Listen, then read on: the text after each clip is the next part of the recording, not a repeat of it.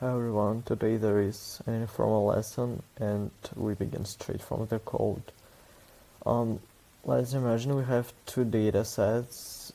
They are very different with very different numbers. As you may see, the first one is much bigger than the second one when we're talking about the sum of all the values. And if we graph them, we get something like that.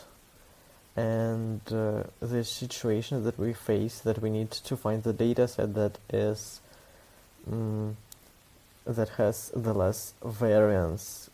Like, we need to compare the two variances of data sets and find out which one is more smooth, if you get what I'm saying.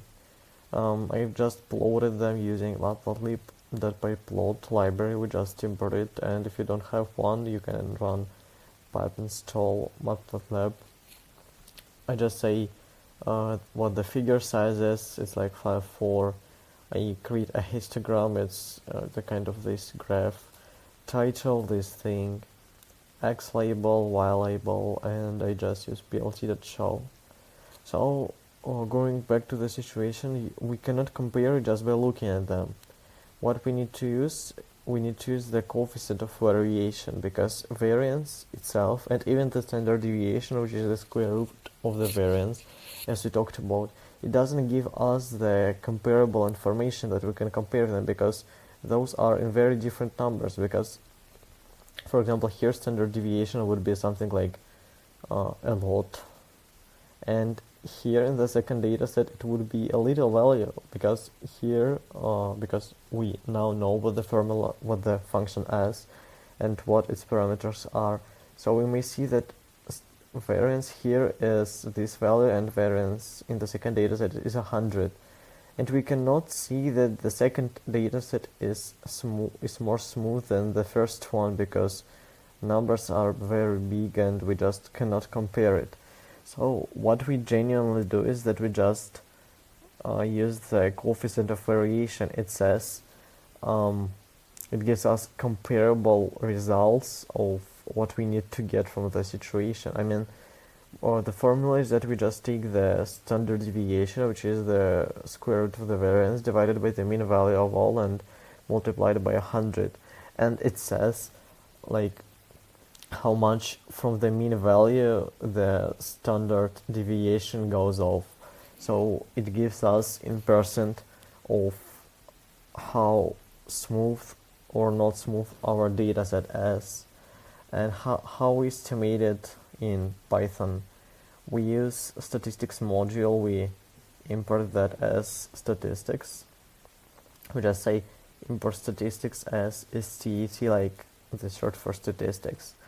And we say that what standard deviation is, and we just divide it by npmean and multiply it. NumPy is NumPy library, like let's just say like that, and this is NumPy as np, like that, and we just run it.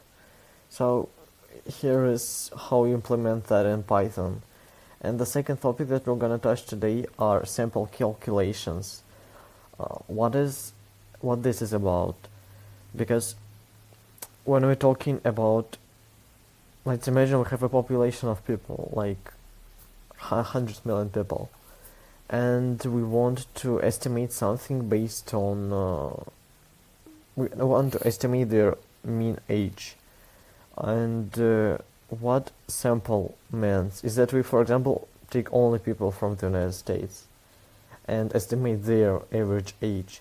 And we cannot say that their average age would be the same as the average age of the whole population. So those concepts are different and the formula of variance is different for both concepts. So population is we're talking about population when we talk about the whole data set.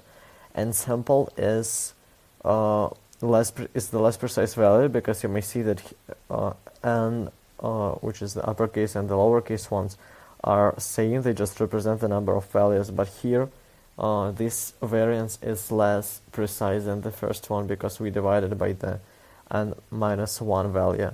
But population is the whole dataset and sample is just sample of it.